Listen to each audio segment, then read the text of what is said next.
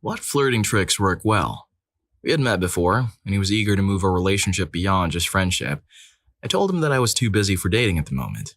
However, he offered to spend time with me while I took care of a long list of errands, which included getting an oil change, filling up on gas, returning a pair of shoes, picking up dry cleaning, and blowing up balloons for a party. It was really nice to have someone there who supported me and was willing to be a part of my everyday life. We spent the day together in a relaxed and pressure-free way, which gave us a chance to get to know each other better. I was so caught up in my tasks that I forgot to eat lunch. Noticing this, he kindly got me a donut and a cup of coffee to keep me going. Another time, he said, "I have a riddle for you." Then he took my hand in his. With his finger, he traced a line down the center of my palm. "Imagine this is a river," he explained. "It's too wide to jump over, too deep to wade across, too fast to swim across, and too long to go around. Now picture a little bunny stuck in one side of this river. How does the bunny cross the river?" I spent some time trying to solve the riddle, but after a while I gave up and asked him for the answer. He looked at me with a playful smile and said, "Who cares about the bunny? I just wanted an excuse to hold your hand." These moments showed me his thoughtful and caring nature.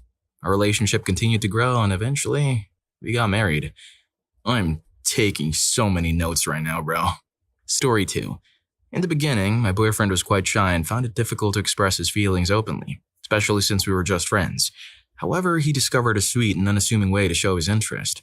One day after we had seen each other, he took out his phone and sent me a message. It was a simple text, but the words he chose were kind and thoughtful. He told me that I looked really nice that day. This might seem like a small thing to some, but to me, it was a bright spot in my day. It showed me that he was paying attention and that he cared about me. It wasn't a grand gesture or an elaborate scheme. It was just a genuine compliment from someone who was too shy to say it in person at the time. That text was a turning point for us. It opened the door to a deeper connection and allowed our friendship to blossom into something more. It reminded me that sometimes, the most effective way to show someone you're interested is through simple acts of kindness and sincere compliments. It's not about the size of the gesture, it's about the thoughtfulness behind it. Story 3. During our time in college, we shared not only classes, but also the long mornings that led up to them. My commute to school was a journey that stretched over an hour, and it became a habit for us to spend that time talking on the phone. It was during one of these conversations that I mentioned feeling the throbbing headache. Little did I know my words would lead to a gesture that warmed my heart. By the time I had parked my car and walked through the familiar corridors of our campus, there he was, standing with a gentle smile and 3 simple items that spoke volumes.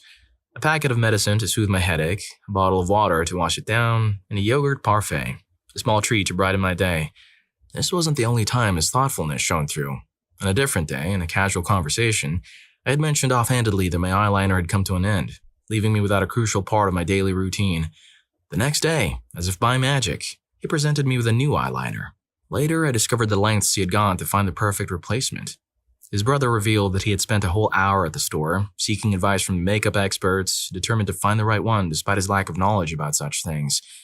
As the seasons changed and our days in college became memories, our relationship deepened, and we found ourselves standing at the altar, promising a lifetime of such moments. 4 years into our marriage, his sweet nature hasn't waned. He remains the kindest soul I know, always ready to brighten my day with his considerate actions. It's worth mentioning that such acts of kindness, while beautiful in our story, could be perceived differently in another context. It's essential to have a strong foundation of friendship and to give without the expectation of receiving. Our friendship was rock solid, and his character was beyond reproach.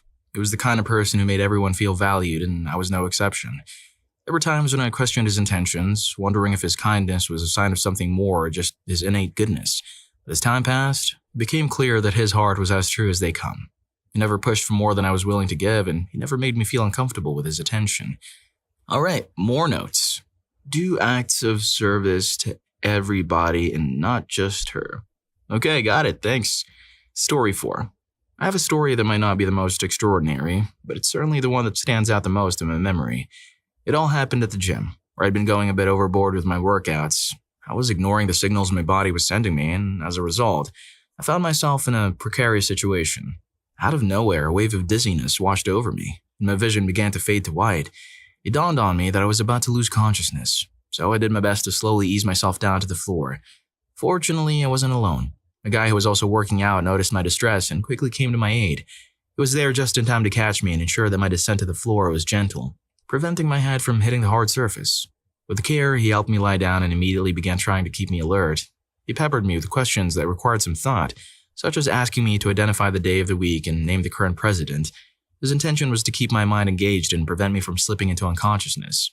As the fog began to lift and I showed signs of recovery, his demeanor shifted from one of concern to a more playful and flirtatious tone.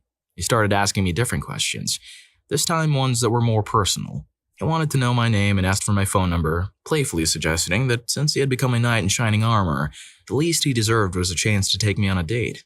His ability to lighten the mood with humor and charm made me laugh, which in turn helped me feel better both physically and emotionally. In the end, I gave him my number, and what began as a moment of vulnerability turned into the beginning of a memorable connection. Story 5. Many years ago, I had a job at a florist where the owner did something quite unethical. He hired mostly Mexican girls who were in the United States to learn English. They attended school, but at the florist, they were paid less than the minimum wage. Despite the shady nature of the situation, I enjoyed working with these girls. We would create little games to help each other learn. I practiced my Spanish, and they worked on their English. One day, a Latino man walked into the shop, and one of the girls assisted him. He wanted to buy a bouquet for someone he liked, so she guided him around the store, showing him what she thought were the best flowers. After she had wrapped the bouquet beautifully for him, he paid for his purchase. But then, in a move that caught me completely by surprise, he wrote his phone number on the receipt and handed it to her. It was such a smooth gesture. The girl, however, was unfazed. She reacted as if this was a normal occurrence, saying, "Oh, men do this where I'm from. They don't do that here?" I was taken aback and replied, "No, they don't."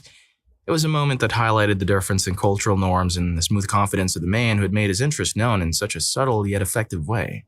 Story 6. On a sunny day, as I made my way across the sprawling grounds of my university, a simple misstep turned into an unexpected adventure. The heel of my sandal caught on the raised edge of a sidewalk, sending me stumbling forward and my books flying in every direction. It was one of those moments that seemed to happen in slow motion, leaving me to wonder how such a mundane task could go so awry. But in the midst of my minor chaos, a figure appeared, a fellow student who had witnessed my tumble. With a voice filled with concern, he asked if I was all right, his eyes scanning to ensure I hadn't been hurt in the fall. As I brushed off my pride and assured him I was fine, he began to gather my scattered books, his actions thoughtful and kind. With my belongings collected, he offered to accompany me to my class, an offer I gratefully accepted. As we walked side by side, our conversation flowed easily, a blend of laughter and shared stories that made the journey feel far too short. It had a way of making me feel at ease, as if we had known each other for much longer than just a few minutes. When we arrived at the door of my classroom, he turned to me with a smile and asked if he could have my phone number. I paused for a moment, a playful thought crossing my mind. I tore off a small piece of paper from my notebook and wrote down my number, but I left my name off on purpose. It was a little test, a way to see if he had been truly listening to our conversation earlier. He took the paper, thanked me, and we parted ways, but the story of us was just beginning. Days turned into weeks and weeks into months, and before long, our chance encounter had blossomed into a deep and lasting love. Now, as I look back over 2 decades of marriage, I can't help but smile at the memory of that day. He has been my partner, my confidant, and my source of joy through all these years. Every day he finds a way to make me smile, a reminder of the serendipitous moment when a tripped step led me to the love of my life. Man, who's cutting onions? Jesus Christ. Anyways, if you're enjoying the video, don't forget to hit that subscribe and like button for more videos like this. Story 7. During our time in school, it became a cherished routine for us to walk home together after the final bell rang. These walks were more than just a means to get from point A to point B. There were moments filled with laughter, shared stories, and a sense of companionship that made the journey feel like an adventure. One of the most endearing aspects of these walks was his unwavering attention to my safety and comfort. He had this way of ensuring that I was always on the inside of the sidewalk, away from the path of oncoming traffic and the occasional jostling of passersby. His methods were playful and heartwarming, sometimes involving a gentle twirl that would leave me giggling and securely on the inner side of the path. Other times, he would tickle my side ever so slightly, using the element of surprise to nudge me to safety, all while a smile danced in his eyes. These actions might not have been the typical flirtatious moves one might expect, but they held a special place in my heart. They were a testament to his thoughtfulness and the genuine care he had for my well-being. In the world where the hustle and bustle of daily life can often make us feel invisible, his gestures were a beacon of kindness that stood out. We never pursued a romantic relationship, and to this day, we have never dated. Yet the memory of those walks and the sweet moments we shared remains etched in my mind. It serves as a reminder that not all meaningful connections are defined by romantic love. Sometimes, the most impactful moments are those simple acts of care and consideration that come from a place of pure friendship. Even in the crowded hallways of our school, he would take the outer position, shielding me from the shoulder checks of those in a hurry. It was a small gesture, but one that spoke volumes about his character and the way he treated those around him. Looking back, those walks home were more than just a way to get from school to our respective houses. They were a journey through a friendship that was marked by laughter, care, and a mutual respect that I will always treasure. Story 8. Hailing from the United Kingdom, I embarked on an adventure across the pond to the United States. Armed with a temporary work visa and the spirit of adventure, my mission was clear yet temporary: to immerse myself in the winter wonderland of a ski season with Vail resorts. Nestled in the heart of the mountains, I found myself bartending at a cozy on-mountain restaurant, a hub for snow-dusted adventurers seeking warmth and good company. It was one of these bustling days that two snowboarders, their cheeks rosy from the chill and their eyes sparkling with the thrill of the slopes, wandered into the restaurant. They approached the bar, and as I prepared their drinks, a conversation unfolded, the kind that starts with the mundane but has the potential to veer into the extraordinary. As we chatted, the topic of my visa and the fleeting nature of my stay came up. I shared that I was only there for the season, a temporary visitor in the snowy paradise. It was then, amidst the clinking of glasses and the laughter that had begun to fill the air, that one of the snowboarders made a proposal that was unexpected as it was playful. "I'll marry you so you can stay," he said with a grin that suggested he was only half joking. "But we have to go on a date first." Little did we know then that this light-hearted exchange would be the seed from which a lasting relationship would grow. From that playful proposal, we went on to share countless memories, each one a brick in the foundation of a life built together. As the seasons changed and the years passed, our connection deepened, and the temporary became permanent. We recently celebrated our 13-year anniversary, a testament to the serendipitous moment that brought us together in an on-mountain restaurant. And here I am, still in Colorado, a British expat whose life took an unforeseen turn thanks to a chance encounter with a snowboarder who made a ridiculous offer that turned into a lifelong partnership. Well, that's one way to get a visa. Story 9. My former fiancé had a unique way of winning hearts. Through an avalanche of cheesy pickup lines, delivered with such goofiness that it was impossible not to be charmed, our initial encounter was as ordinary as could be, with a simple, "Hello, how are you?" But what unfolded next was anything but ordinary. With a nervous twinkle in his eye and a smile that hinted at mischief, he launched into a series of cheesy one-liners that were so outrageous they couldn't be ignored. It started with a classic dad joke that made me shake my head in amused disbelief. "Why couldn't the bicycle stand up on its own?" he asked, with an air of mock seriousness, and then after a perfectly timed pause, he delivered the punchline. "Because it was too tired." It was the kind of joke that made you groan and laugh at the same time. But he wasn't done yet. With a playful grin, he began tapping his pockets as if searching for something he had misplaced. I lost my number," he said, his voice laced with faux desperation. "Can I have yours?" It was a line so cheesy it would have made a cartoon character blush. Despite the overwhelming cheesiness of his approach, there was something about his demeanor that captivated me. His nervousness was palpable, yet he carried himself with an air of confidence that was both intriguing and attractive. And then there was his smile, a genuine, heartwarming smile that lit up his face and made the cheesiness of his lines seem almost endearing. In the end, it wasn't just the cheesy pickup lines or the goofy delivery that won me over. It was the combination of his earnest attempt to make me laugh, his nervous energy, and that great smile of his. It was a recipe for charm that, in its own way, worked. Story 10. In the early days of our relationship, my husband and I would often find ourselves cruising in his well-loved Nissan Sentra, a car that, despite its humble appearance, became the backdrop for some of our most cherished moments. This car, with its slightly worn seats and the faint hum of the engine, was more than just a mode of transportation. It was a vessel for the budding romance between us. As we navigated the streets, lost in conversation or simply enjoying the comfortable silence that exists between two people who are just beginning to discover the depth of their connection, there was one particular habit of his that stood out. Each time he shifted gears, a simple yet profound gesture unfolded. His hand, with a grace that seemed almost intentional, would glide from the gear shift, and in that brief transition, the back of his hand would softly caress the outside of my thigh. It was a fleeting touch, so subtle that it might have gone unnoticed by some, but to me, it was as if the world paused for a heartbeat, filling the space between us with a spark that felt like fireworks. This unspoken connection, conveyed through the lightest of touches, became a symbol of the growing affection between us. As the miles passed beneath the tires of his Sentra, I found myself reflecting on these moments. It was in the simplicity of riding beside him, and the ease with which we shared our days, that I realized something profound. I could see a future where this feeling, this sense of belonging and joy, stretched out endlessly before us. I could envision a lifetime of adventures, both grand and small, with him by my side. And so it was in that unassuming car, amidst the hum of the engine and the gentle touch of his hand, that I knew I could happily spend the rest of my life riding with him, exploring the world and building a life together, one shared glance and one gentle touch at a time. Story 11. On the third occasion of our friendship, I found myself at his house, a place that would soon become a sanctuary for a growing connection. We were both engrossed in the demanding world of graduate school. Our conversation continued as we sat in the comfort of his room. However, the weight of my responsibilities, the relentless schedule of school, coupled with the demands of my two jobs, had cast a shroud of fatigue over me. As I settled onto his bed, the warmth and the gentle hum of our conversation lulled me to an unexpected slumber. When I eventually opened my eyes, the room was bathed in a soft light, and the air was filled with the melodious notes of a piano. He had draped a blanket over me, a gesture of care that spoke volumes. I was now lost in the music he was creating. A wave of embarrassment washed over me as I realized I had drooled on his pillow, a testament to my deep sleep. Yet he met my sheepish apology with kindness, not a hint of discomfort about my unintended nap on his bed. That moment, framed by the notes of the piano and the gentle understanding between us, was a pivotal one. It was a glimpse into the depth of his character, a revelation of the tenderness and respect that would become the hallmarks of our relationship. Years have passed since. We have traversed the journey from friends to life partners.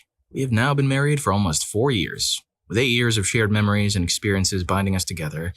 That day, with its unexpected nap and the beautiful piano music, remains etched in my heart as a symbol of the love and care that has flourished between us. Girls, what was the best flirting technique someone did to you?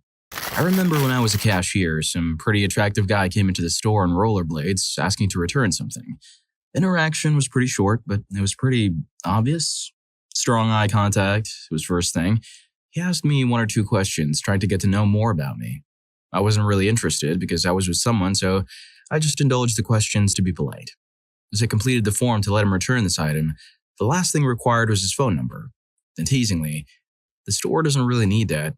You're asking because you want my number, don't you?" I chuckled and showed him the line for his phone number. He signed his number and said, "Well, hopefully you call me anyway," and rolled out the store. Yes, it's often annoying when people flirt with the cashiers or waitstaff of any customer-facing position, but that's because you're not giving them a choice. They have to be nice to you. This guy's approach wasn't awkward. It was just happy, all smiles. He expressed interest but didn't put pressure or linger. The suggestion was there that he was interested in flirty eye contact, but the way everything was phrased left me with options to say yes or no or just ignore, which is exactly what I did. I suppose it's a little hard to break down the components that made it good flirting. I'll try. Eye contact. Looked me directly in the eyes, but not for an amount of time that was creepy. It didn't feel like a staring contest or like he was checking me out. He was smiling the whole time. He was a happy person from the looks of it, so the interaction was already easier. He seemed friendly in his posture and facial expression. Confidence. Talking was no big deal, just a happy person returning an item and leaving. Verbal confirmation that he was flirting. Eye contact alone isn't always going to be a great judge. Sometimes you just assume that friendly people are friendly. It wasn't subtle or overt. The attitude was just like, yeah, flirting a bit. He was flirting with someone age appropriate. What he said wasn't overly desperate. That's the smoothest flirting experience I've had without already being in a relationship with someone. The best flirting while already in a relationship? My boyfriend at the time went to a hardware store. They sell the best lollipops at the checkout, so I'd always get one. One time he came home and surprised me with one. "Want something sweet?" Shows me a lollipop. "Yes." "I want some sugar first." Taps his lips. Surprising with a lollipop? That's the kind of sweet talk that keeps our relationship rolling. Story 2. My former fiancé, he passed away, went to 100% cheesy pickup lines, but in the goofiest way. He was nervous and I guess had no clue what to say, so he went for broke. Lol. He went from "hello, how are you" to a cheesy dad joke. Why couldn't the bicycle stand up on its own? To the cheesy pickup lines, taps pockets like he's looking for something. I lost my number. Can I have yours? Although I could tell he was nervous, he had an air of confidence that I was drawn to, and he had a great smile. And yes, the punchline to the terrible joke is it was too tired. Since he was taken away from me, I always refer to him as my former fiancé. I never say ex-fiancé because to me, that sounds like we broke up. That absolutely did not happen. It must have been a tireless flirt with those lines. Story 3. In college, my best friend was this guy that I had a flirty relationship with, but we were both dating other people. We lived in the same buildings as each other freshman to junior year and spent a lot of time together, but again, we were with other people. Freshman year, we were watching a movie together and this couple had an epic kiss in the rain, and I offhandedly mentioned I thought it was so romantic. Senior year rolls around and we're both finally single. We were walking home from a party. It started raining and he just kind of grabbed me and kissed me and mentioned he thought about what I said anytime it rained. We had a very intense relationship for about a year, and then it kind of ended in disaster, and we haven't spoken since. Lol. Story 4. Many years ago, I had a job at a florist where the owner did something quite unethical. He hired mostly Mexican girls who were in the United States to learn English. They attended school, but at the florist, they were paid less than the minimum wage. Despite the shady nature of the situation, I enjoyed working with these girls. We would create little games to help each other learn. I practiced my Spanish, and they worked on their English. One day, a Latino man walked into the shop, and one of the girls assisted him. He wanted to buy a bouquet for someone he liked, so she guided him around the store, showing him what she thought were the best flowers. After she had wrapped the bouquet beautifully for him, he paid for his purchase. But then, in a move that caught me completely by surprise, he wrote his phone number on the receipt and handed it to her. It was such a smooth gesture. The girl, however, was unfazed. She reacted as if this was a normal occurrence, saying, "Oh, men do this where I'm from. They don't do that here."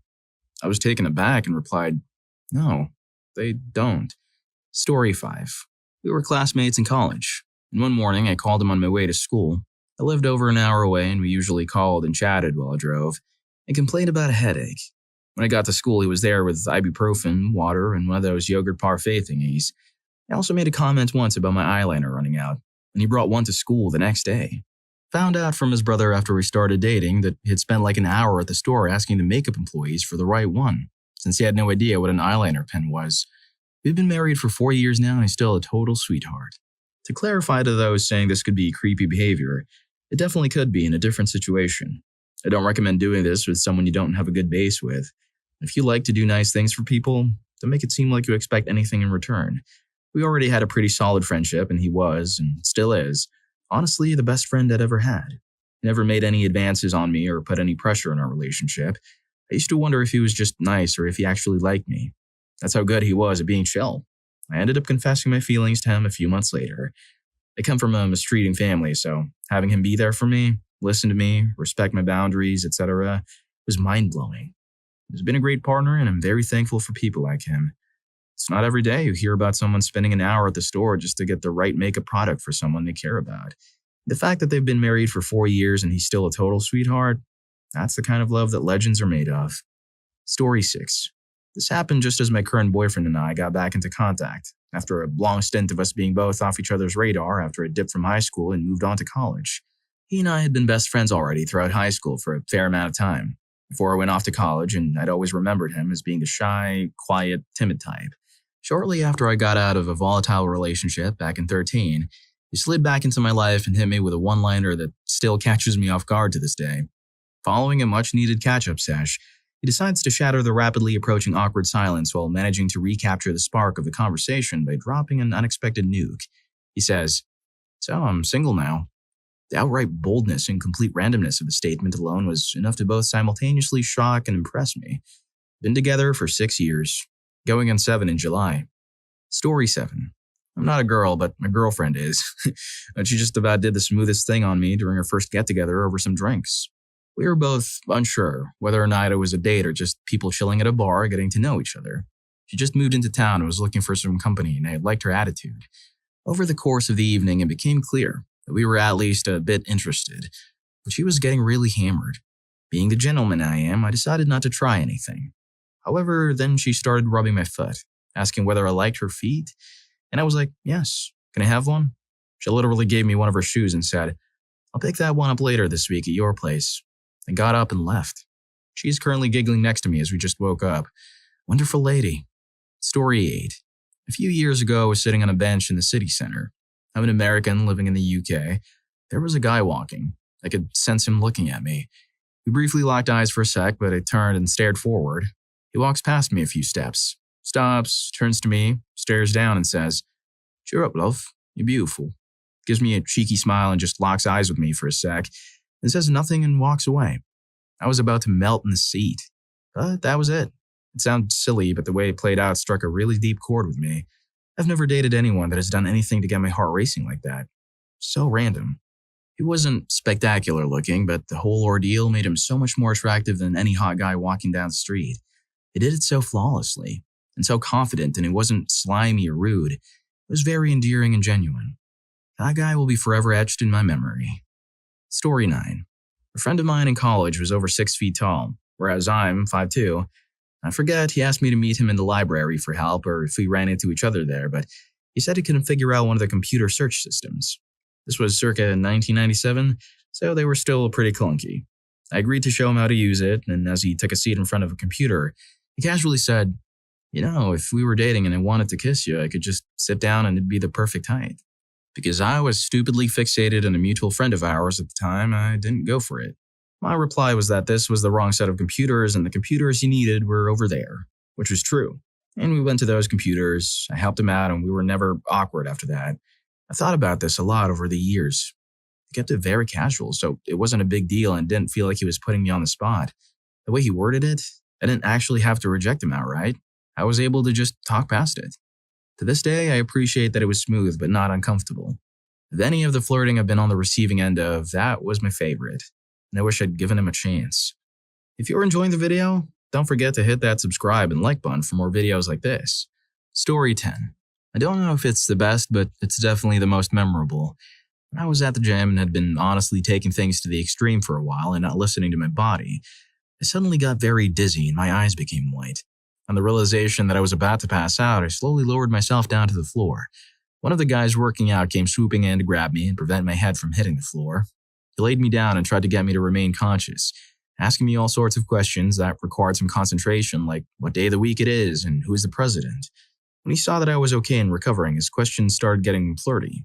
What's my name? What's my number? Now that he's become my knight in shining armor, can he take me out on a date sometime? It really made me laugh and feel better just by him being so lighthearted about it. He got my number. Lightheaded to lighthearted. Story 11. I was about a year out of a bad divorce, just finished a night shift. Decided I wanted to take my mom out to lunch.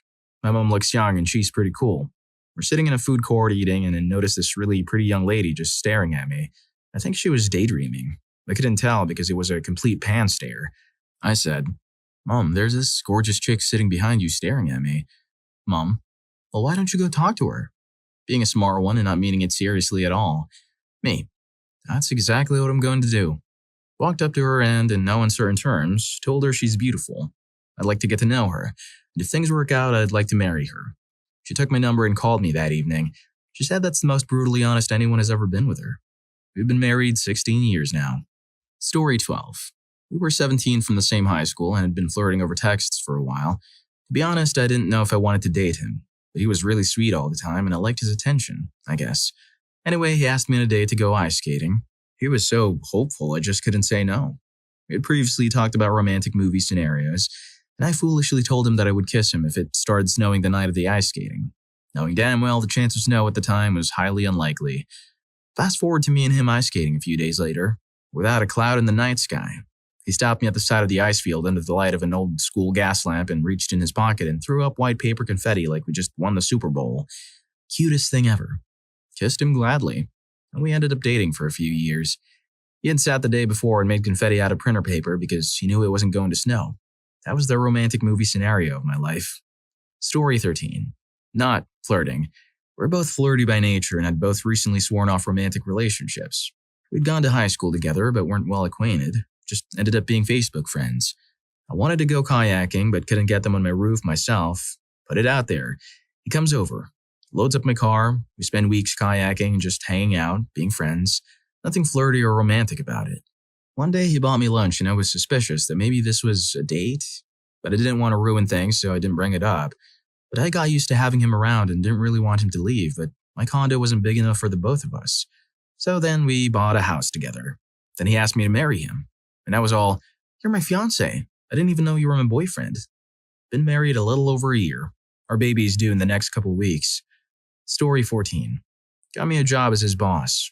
He was also just very kind and attentive. Let me be me. I had been in a horrible relationship for 6 years, where he just constantly cheated on me and made me feel like I was completely worthless, needed meds, etc. My current partner just saw me, just made an effort to make me feel safe and wanted. Took an interest in my interests. Was always a gentleman with a really kind nature, very supportive. Pretty simple stuff, really. Sometimes simple is best. Our friendship developed more after we started working together, and it just kind of happened. It helped that we clicked and had a lot in common. We just had our first child together, a week before our 5-year anniversary, and finished building a house the year before. We aren't huge in the whole marriage thing, mainly because of cost. Story 15. Not a girl, but I was raised by only women and refined my craft over time. The key is to be original. First, take a weird location for a date. Example, a Denny's bathroom. Then have a unique waiter or friend or anyone that isn't the two of you.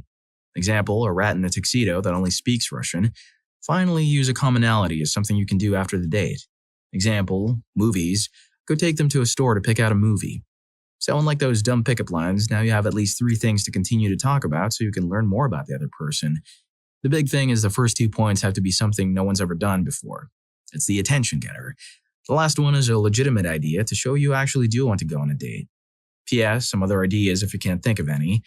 An appliance section of a store near close. The place employees smoke it behind a store. A local hardware store where the old man that owns the place doesn't say a word to you. Inside a lift, but one of you has to sit up front with the driver awkwardly. Story 16.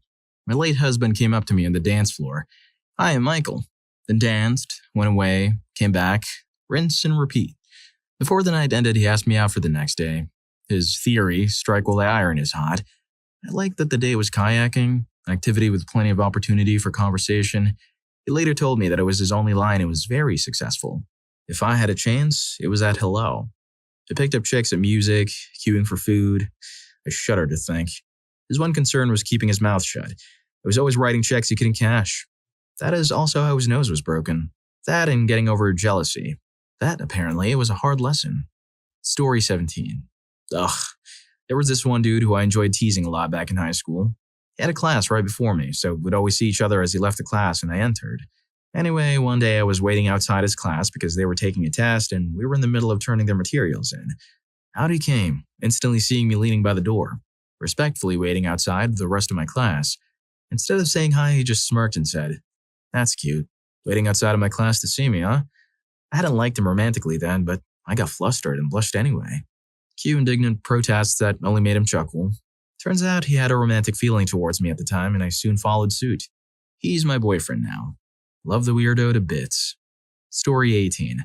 I'm super late to the party, but I was telling off this schmuck guy for catcalling the bartender. I told him, "I'm pretty sure she has a name, and I'm positive it's not mommy or baby." "Excuse me, what's your name?" "Oh, look at that, it's Brittany," which, my now fiancé, who happened to be schmuck guy's coworker, he was as sick of this guy as I was. Shoved him back in his chair so he could look me in the eyes and say, Whoa, hold on. You're beautiful." I was able to segue that into a justification of what I was saying. I told the schmuck, "Look, see that? There's a way to compliment a woman, and it isn't by calling her mommy." No, schmuck was not Latino, white as hell, or baby. "So thank you for the compliment, sir. I'm Ruby. What's your name?" And the rest, as they say, is history. Exactly 3 weeks after that night, I decided to move from California to Dallas, Texas. I was there for work. And here we are 4.5 years later with a 2-year-old son and his 7-year-old daughter who calls me mommy by her own choice. It's a good life. Story 19. Literally, this happened yesterday.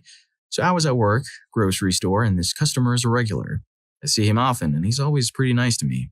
I often got flirty vibes from him, but he never really said anything outright. Yesterday around 10 p.m. I was watching self-checkout and he showed up. He asked for my assistance with the machine. I really wasn't actually working. And he told me I was the most beautiful woman he has ever seen. Nobody has ever told me such a thing straight up like that as a cold approach kind of thing. I literally was giddy. He was super cute and I felt super awesome. Today I saw him again when I was working and gave him my phone number. Still waiting for a text, but hopefully soon. Ladies, what's the smoothest way you've picked up a guy? Last summer I knew this very attractive guy from my physics research. He liked climbing large rocks, so I suggested we go climb large rocks together down by the river. After we climbed large rocks together, we waded into the river and sat back to back in a small rock in the middle of the water. While we were sitting in the river, I said I liked him. And we made out a bunch. He's a good boyfriend. Story 2. I was in the pool, divided into lanes on one side and place for other people to just chill, and was basically laying my back for a tough workout. I've been a pretty good swimmer in my past glory days. I see this gorgeous guy getting into the pool. The shallow fun side, mind you. Kind of starts flailing a little when he tries to swim. He ended up near me and I said, "Learning to swim, huh?" And he gave me the dopiest, mildly embarrassed, and loveliest smile when he said, "Yeah, you too?" For some reason I said, "Yeah, absolutely. It's hard." He immediately went into let me teach her mode. Suffice to say, we had a wonderful 3 hours in the water where this beautiful man-child taught me how to swim. He was a mess, but it was adorable. We went on a couple of dates afterwards, actual dinner and conversation, and remained friends afterwards for a couple of years before we each moved. A couple of months later after the dates and before friends period, we did end up seeing each other at the pool. He saw me trying to time myself in the 200 fly and watched with his mouth open. Mind you, at this age, I'm pretty slow, but I still look pretty good doing it. He walked up afterwards and was like, "What?" I told him that he was a great teacher and laughed. It's still funny to this day. Story 3. I was clubbing in Cambridge at the end of Movember, and the club I was waiting in line for was passing out fake comedy mustaches we could stick on, so I put one on. There was a hot guy or fit lad in front of me sporting an impressive tash, and I said, "Hey, you have a mustache." He agreed that he did. I have a mustache. He agreed that I did. We should touch our mustaches together. And we did. Story 4. I tricked my current boyfriend into going on a date. I'd ran into him a couple of times, told a mutual friend I found him cute, and she invited him when we went swimming. Showed him my back in a bikini. Became Facebook friends. Made my status, "Wants to see the Avengers." Knowing he hadn't seen it, a couple of people, including him, commented. Messaged the others and told them to screw off. He showed up to my dorm. I was dressed all cute. His eyes widened a little. I think he realized. "Is X coming?" he asked. "Nope," I said. He was like, "Okay." He walked to the theater, talking about all kinds of stuff and laughing. Movie was awesome. We shared popcorn. Walked back. I didn't want to go back to my room. We stayed in the lounge talking. Eventually went to the third floor because it was dark, talked all night, and finally made out. Story 5. Hopefully it's okay that I'm on the receiving end of this one. So my sophomore year of high school, there was this girl I was kind of developing feelings for. There was a dance coming up I wanted to take her to, but I didn't want to look like an idiot by asking her out and then hearing that she already had a date. I came up with this brilliant plan. I would ask her who she was going with, and then if she said either no one or if she didn't know, then I would ask her if she would like to go with me. The resulting conversation: "Who are you going to the dance with?" "You." I wonder if I should have tried repeating this conversation when I asked her to marry me. Story 6.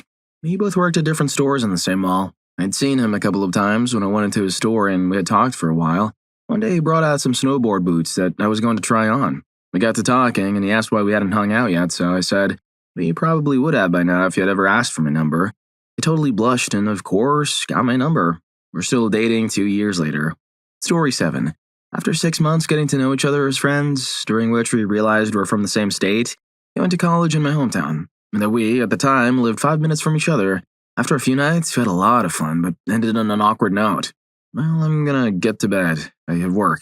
I get out of the car and think to myself, "Damn it, why didn't you say something?" A few days later, after I saw Captain America the Winter Soldier, I decided to have a nightcap at his apartment with him and his roommate. They lived up the street from the theater. Hours go by, I realize what time it is and have to leave. He offers to walk me out. As I'm about to walk away, I stop and say, "Actually, I don't want to end tonight on the note of cooking my next roasted chicken. Why don't we go out on a date?" He moved in with me last month. Story 8. Freshman year, a bunch of my guy friends were all in the same frat. They were having a casual party one night, and a few guys from some of the different Greek houses were there. A few of my good friends were talking with one of the guys that was from a different house, and just as I was about to tell one of them a pickup line I'd recently thought of, another friend interrupted me to introduce me to other house guy. Exchanged names, and then the guy asks me what the pickup line was. It was awfully attractive, so intoxicated me says, "All right, but it's a secret. Come here." So I acted like I was going to whisper something in his ear, and instead I nibbled on his ear a bit. He was outrageously stoked on it. We slept together a few times after that. Story 9. I was at a house party my freshman year of college, and the upstairs bathroom had a window that overlooked the deck we were out on. Basically, if a gentleman were to use the facilities, he would be overlooking the party. So this very good-looking guy opens the window and starts yelling at his friends from the bathroom. When he comes back downstairs, his group of friends is standing right near mine, so I turn around and say, "Hey, did you remember to wash your hands up there?" Everyone gives me the what the hell look, and he answers, yeah. I stuck my hand out and said, "Just wanted to make sure. I am more than a superstar." He took my hand and introduced himself amidst all of our friends doing the ooh. I felt so freaking smooth. Plus, I got to make out with a hot older guy. In my albeit hazy memory, this was such a movie moment. Story 10. I like my men to be well balanced between immature and mature. This means he can crack jokes about silly things, watch cartoons, obsess over video games, and do kid-like stuff, but at the same time be intelligent, have a good work ethic, attend college, and handle mature situations. I met a guy who was all of that and super attractive too, but he seemed to be hinting that he just wanted to be friends. So after a few weeks of hanging out, I suddenly initiated our first date. I suggested we make a blanket fort and watch the Aquabats. Super show. I got his attention. Now we've been dating for almost 2 years. I found out later that his just being friends hints were not at all what he intended. Story 11. I wouldn't say smooth because, a girl picking up a guy is way easier than a guy picking up a girl. We're freaking intimidating. But one time I was out at a work dinner and the waiter was really cute, so I literally walked into the kitchen when I was leaving and asked for him and gave him $5 for the good service. I tipped him because since it was a work dinner and the company itself bought the food, nobody tipped because they assumed they didn't have to. And then walked out and he came chasing after me. Hey, can I get your number? I remember thinking, nailed it. I've noticed the best way to pick up someone is throwing a vague hint and letting them come to you. I don't think anyone likes getting someone thrown at them. Story 12. I missed the smooth guy thread, and I'm not particularly smooth myself, but I wanted to share the smoothest way I've ever been approached. I was hanging out with some buddies at the Avenue in Santa Cruz. This stunning brunette walked up, gently eased her way into our conversation, and then planted an incredibly electric kiss on me. My friends and I were speechless, just staring at her. She then said, "You're blank, right?" I replied, "Yeah, who are you?" She said, "I'm the girl you better find out about," then gave a light tap on my cheek, winked, and left. That girl had incredible style. Story 13. I was drinking at a bar with my now husband and some other people, but never really hung out before. At some point in the evening, I wound up with a ridiculous purple hat. These things happen. A pair of cute girls came over and asked if they could wear my hat for a picture, and on a whim, I told them I was borrowing it and it was my friend's. And if they take a picture with him wearing it, I'm sure he wouldn't mind letting them wear it too. They draped themselves over him for fun, intoxicated selfies and pictures, and despite my amazing wingman abilities, ended up coming over to my place that night with a group of people, and we started dating not long after. To this day, I have no idea whose hat that was, but we're both grateful it was making its way around the bar that night. Story 14. I was very interested in connecting with a guy I had known for 2 years through online gaming. We were from the same city, and by that time had been on several evening outings with other people from our gaming community. I was clearly friend zone material, as he frequently told me about a girl he really liked. One day I asked him if he wanted to go to a really popular big club with me. When he came to pick me up, he had helped me tie my corset. I could have done it myself, but later when we were relaxing together, I told him, "I just let you tie it so you know how to untie it." The actual invitation was incredibly awkward, though. I had to have 2 drinks before I dared to ask, and I told him several times that nothing would change if he declined. My ego would have been shattered. He'd been happily married for several years now. Story 15. I accused him of drinking my beer at a party. Said it was fine, but it would have been nice to be asked. We go outside to refuel from the snow-insulated backyard fridge and find we both brought the same kind of beer. Steam whistle. He ended up pulling an all-nighter, just talking and occasionally making out. Guess who had SW kegs at the wedding? Us. Story 16. Okay, so this just happened last weekend and the idea just came out of nowhere. Me and a friend were far north in Sweden, school business. We went to a reggae concert on Friday night and the singer in the band was a maze and also handsome as heck. Afterwards, we went to a party, and as it seemed, all the guys from the band were there. We had some beer and then decided to go back home. And at the door, I noticed that I forgot my scarf at the party. I went back up and then it hit me. I found my scarf and then started to search through all the piles with jackets and shoes.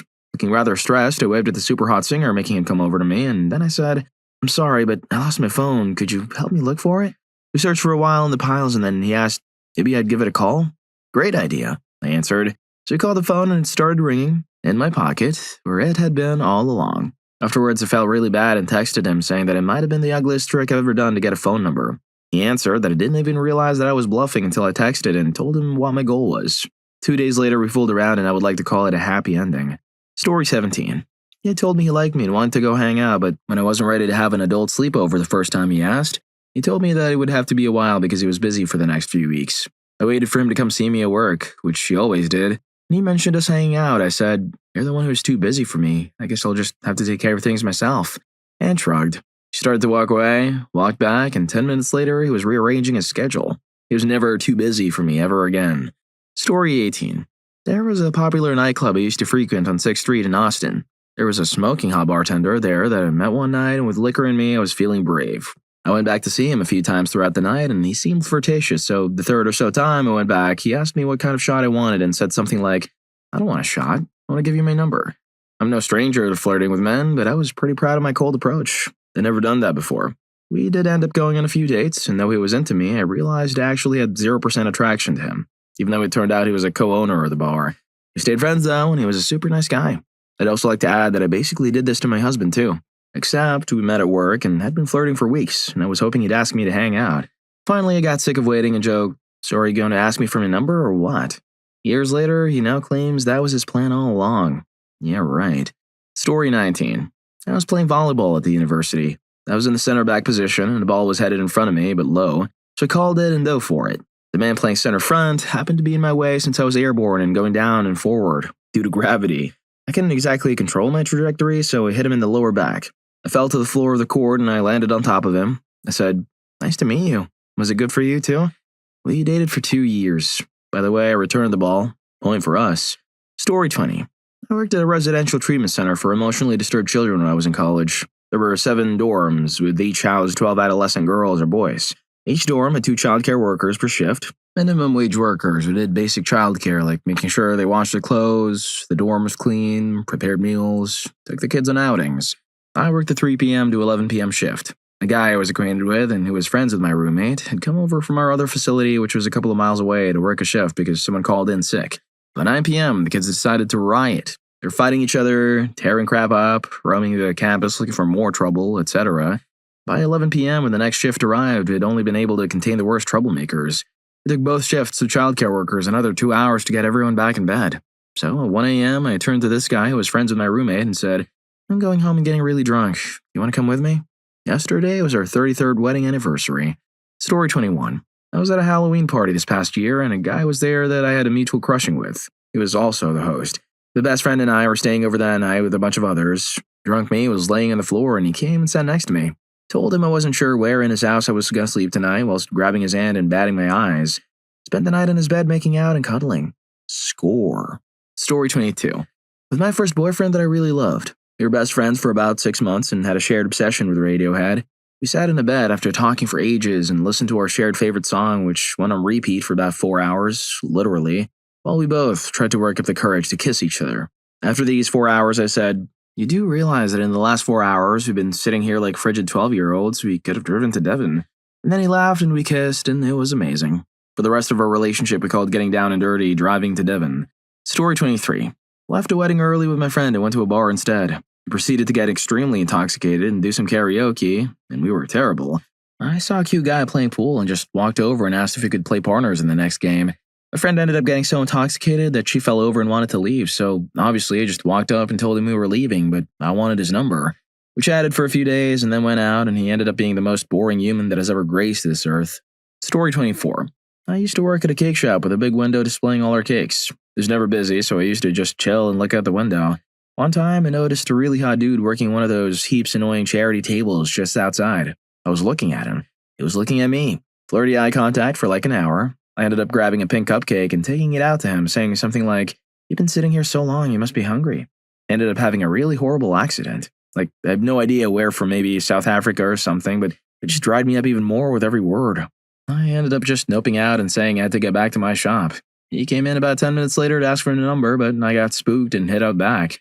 It worked though, I guess. Story 25. I asked him if his jukebox phone app was working because mine wasn't. He confirmed it was being problematic, and then suggested we might as well go home and inquire where he lived, offering to walk or share a cab. It turned out he had lived around the corner from me for 25 years, so we walked home. Right before we parted ways, I asked about a house under construction, which had been for about 2 years, and how spooky it looked. He suggested we explore it. We did, and then we shared a kiss, and now he's my boyfriend. Yay! Story 26. When I was single, I always liked flirtation. When I spotted a guy I was interested in, I would look his way until he looked up at me, make brief sexy eye contact, and look away. Do this a couple of times, find a way to brush past him once or twice, and throw a smile at him. And from that, I got that he was also interested. I would then proceed to chat him up, maybe ask him to dance. Story 27. Back when I first started going to bars, and was still drinking the kind of beer that came with lemon wedges, I'd order a bottle, push the wedge down the neck a bit, place my thumb over the top, and flip it over, seemingly to disperse the lemon juice throughout. Choose my target, and as I flipped the bottle back and took my thumb off, just so, a small stream of beer would shoot out, hitting said target on the arm or hand.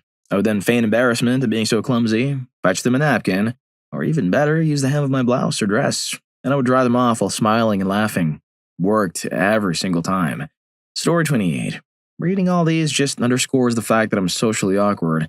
The first time I asked someone I dated back in high school, I had no idea how to flirt with him. So I sort of started chatting with him and started trying to coyly slip into the conversation. But he wasn't getting the hints, so I got flustered and sort of shouted loudly and somewhat angrily that I liked him. It was cringeworthy, but we dated for 2 years nevertheless. When we got together this time, 15 years later, I was absolutely no more suave because at this point, we've been best friends for 15 years. So I think my pickup line amounted to, "Hey, you want to make this awkward?" Again, it worked, but I probably could have done much better on the delivery. If you're enjoying the video, don't forget to hit that subscribe and like button for more videos like this. Story 29. After reading this, we can conclude the following. Women are very sure about their success rate. However, even when making just a shallow analysis of the methods described in this post might indicate there to be truth in the female claims. You must conclude that this is just due to a common misunderstanding. What females perceive as a response to their mating call is just random male, irregular, non-thou-out sporadic movements and behavior. The male has in fact not understood or observed these mating calls, but is just roaming around doing his day-to-day basic reptilian activities of not giving a crap. In the rare occurrence when a male actually notices and computes these calls, the male will 9 out of 10 times not know how to react to properly respond to this. In most cases, he will resolve to instinctual behavior, say something offending, or show his man powers in the belief that this will be a proper and sustainable way to secure the mating ritual. Story 30. I remember my chronically awkward friend was trying to get some off of a pretty attractive girl and was actually getting somewhere. The rest of us kind of felt proud that we helped him up to that point. Now, we're in college, 6th form, and he got invited over to her house, but he declined because we had a history mock exam to do.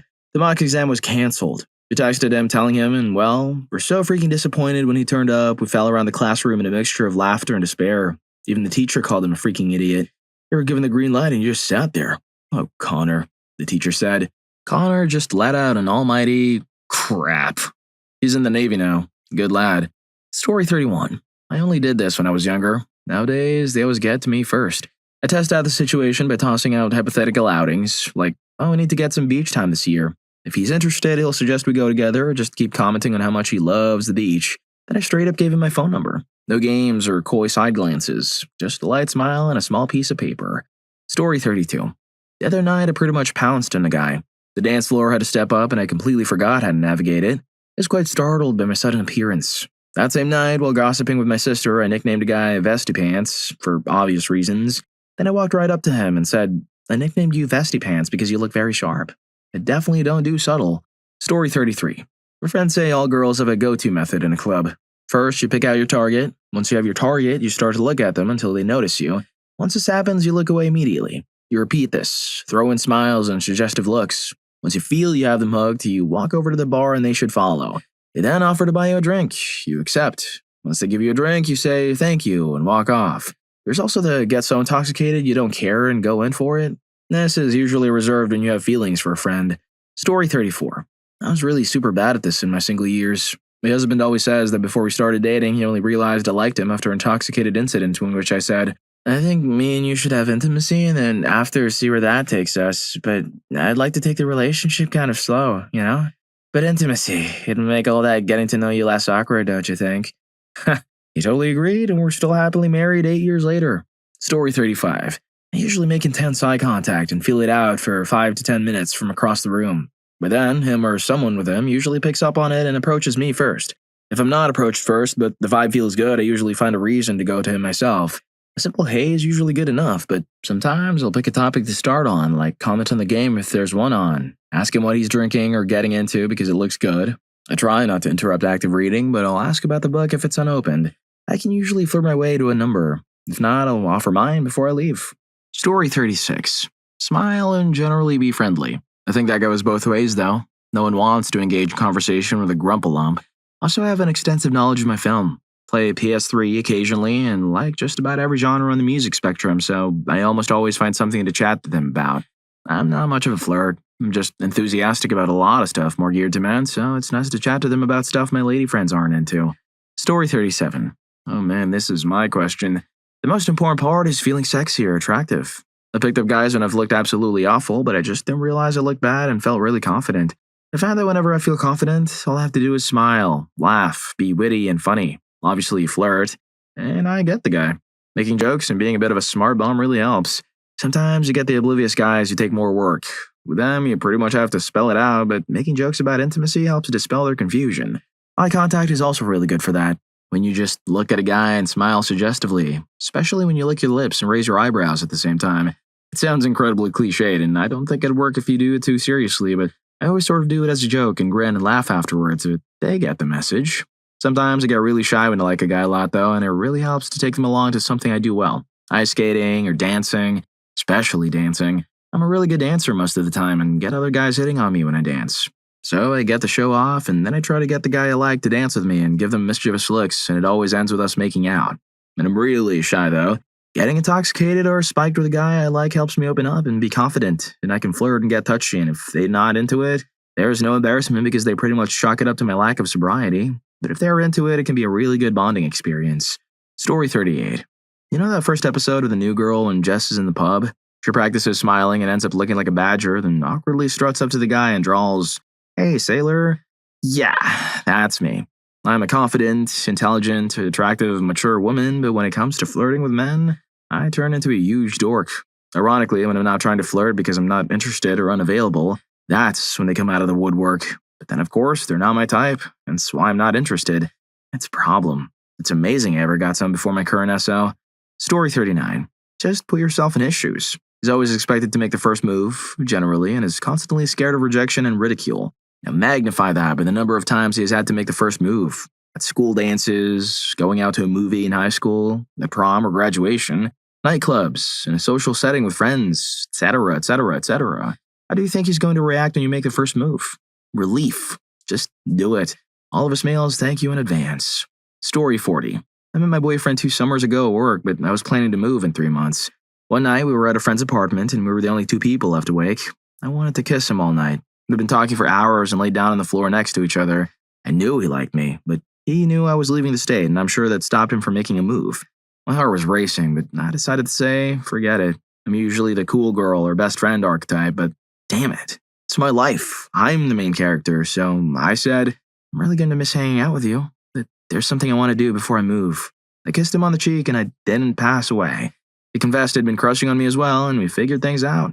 Almost 2 years later, and he's the best thing that's ever happened to me.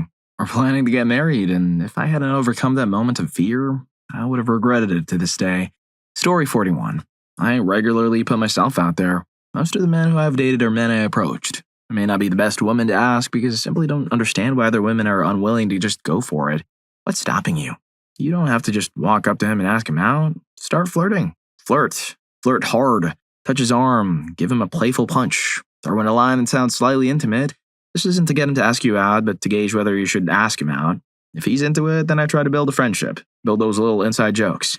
Invest yourself and take your time. If I meet a guy I want to ask out, sometimes I plan my moves out over the course of a few weeks. Getting some or having relationships takes effort.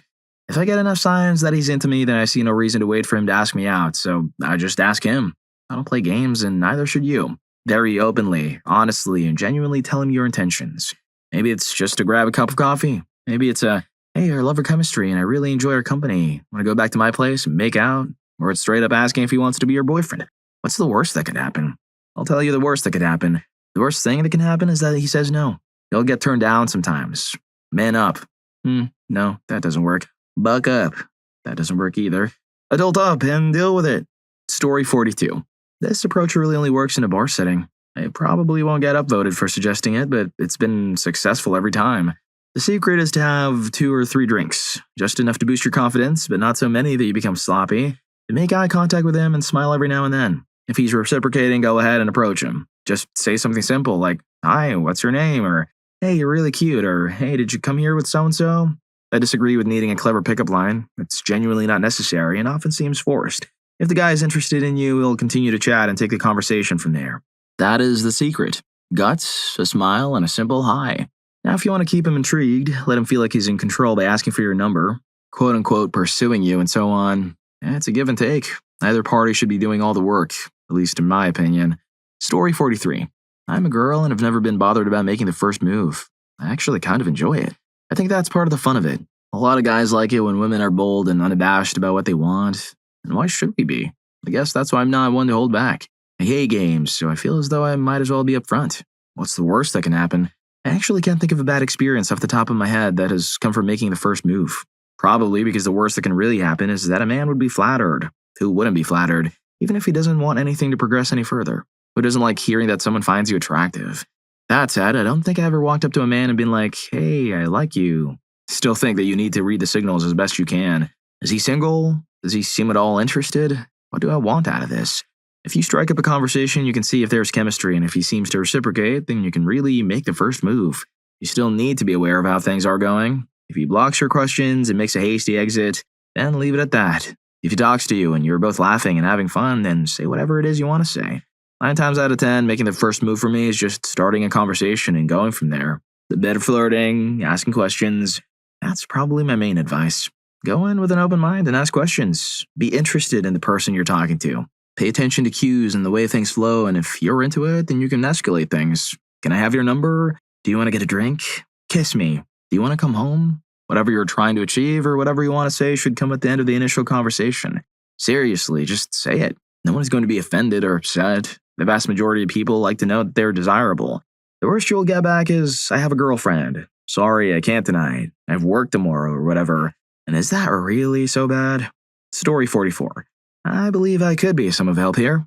The biggest thing to remember is that no matter how it goes, the world isn't ending. The worst thing that can happen is that he says no. And really, if he's blind enough to miss your absolute awesomeness, then he wasn't worth your time in the first place. Here's another thing to keep in mind. Whenever I've made a move, I never thought it would work out. The first boyfriend who was a legitimate 9 out of 10 and totally out of my league actually had a crush on me for years. Nothing would have happened if one of our mutual friends hadn't given him a number.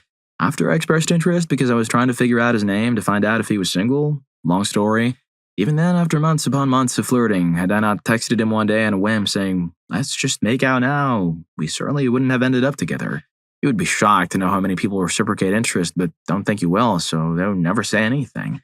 Keep that in mind. Remember, you're worthy of their time, you're not out of line in trying to connect with a person you're interested in, and at the very least, you'll be giving them a compliment and learning from next time how to approach it better. Heck, you may even end up with a friend from the experience. Number 1 is confidence. I always tell myself, you'll only regret what you don't try. Story 45. As a girl that has made the first move more than once, I just get impatient. Guys are easier to read than girls, and usually it's pretty easy to tell if a guy's into you. A lot of guys I've talked to are afraid that they're reading a woman's signals wrong and that she's actually not into them. I was practically throwing myself at my current boyfriend, and he still didn't make a move because he wasn't sure that I really liked him. I invited him, alone, to my hotel room during a trip to Paris to split a bottle of wine. Like, dude. Anyway, long story short, women can usually tell when a man likes them. If you like a guy and you know he likes you, go for it. He's gonna love it. Story 46. I made the first move with all of my boyfriends and keep trying to convince more of my female friends to join the club. What has worked well for me is to spend a little while talking to a guy and doing my best to flirt. Note, also applies to flirty texting, OkCupid messages, etc. After half an hour or so, most men are excited and hopeful but afraid they're reading your signals wrong. That means they're hesitant to cross the line into talk that's overtly about going on a date or fooling around. Ladies, that means it's your turn. Make an overt statement that does cross that line. My friends are going out to a local bar on Saturday. Would you like to come with me? Can I buy you a drink, sailor? So, are you coming upstairs with me or what? At this point, most men are overwhelmed with relief that you've spelled it out and they can stop trying to guess. This also ups your chance that any given guy will say yes. Didn't cost him anything in terms of risking rejection, so why the hell not give you a shot? Story 47. In my personal experience, I lack the patience to wait around for someone else to make the move. I made pretty much all of the first moves with my boyfriend because I couldn't wait. I wanted things. Like kisses. He told me that the reasons he didn't make the first move was because he didn't want to pressure me and wanted to just let things take its course. I also think being a curious person also helps. Maybe practice by just talking to strangers when you're standing in line or striking up a conversation with a person next to you on the train. Think of people as just ordinary people. It's way less intimidating to put them on a pedestal or make it up to be that they're a really super important person. It's always better to try and see what happens than never try at all. Story 48. I made the first move with my current boyfriend, and our relationship would have never happened had it not stepped up. I've heard from a number of guys that it's hard for them to tell if a girl is being friendly or actually likes them. Honestly, I suggest just being really upfront about your feelings and putting yourself out there instead of wasting everyone's time. Also, you should forego the chase BS and just be honest about how you feel. It saves so much time. What's the worst that could happen? They say no, you move on. Next. Story 49. Be open and honest. One thing I've learned is that guys really aren't hard to impress. If anything, they're taken back by being complimented or hit on because it's not common for them to receive. My advice would be to compliment them and verbally show your interest towards them. Let them know if you like a smile or if you want to make plans together. Also, be more open with your body language. Hug him if you want to. Rest your head on him, etc. Don't expect him to read your mind. Story 50. I have the feeling that this might be a bit of an American thing, for it to be so not done for a girl to make the first move on a guy. I live in a European country and it really isn't that weird for a girl to ask someone to have a drink sometime. Must be tedious if it's always the guy's job. I'm known to kind of have no filter, so I'll make first moves left and right and I'll just be honest about it. and so far it's only worked in my favor, and guys are happy to go along with it. It doesn't have to be as official as can I take you out sometime. It can be a flirty conversation in which you mention an event that you're going to and ask him to come with. It can be an evening of drinks with friends that ends in a can I kiss you, or in my case, I think we should have intimacy this evening, and then a can I kiss you. Or it can be an intoxicated conversation in which you casually ask something like, hey, so do you think we could work together? And he says, man, I think you're super cute, but I don't think that would be a good idea because we're just good friends. And you say, okay. You're a bit sore in the heart area, but at least now you know. I think the main thing that works for me is keeping in mind that if you really want something, be it sexy times or lovey things or even just friendly things, you can't just keep counting on other people to pick up on your intentions and take the plunge for you. That's like being hungry and expecting someone to just notice the grumbling of your stomach and feed you a sandwich or something. I get that it's scary, but to me, floating in the void of uncertainty is a way crueler fate. Well, if you like these stories, here's more. YouTube thinks you're going to love this. Catch you in that video.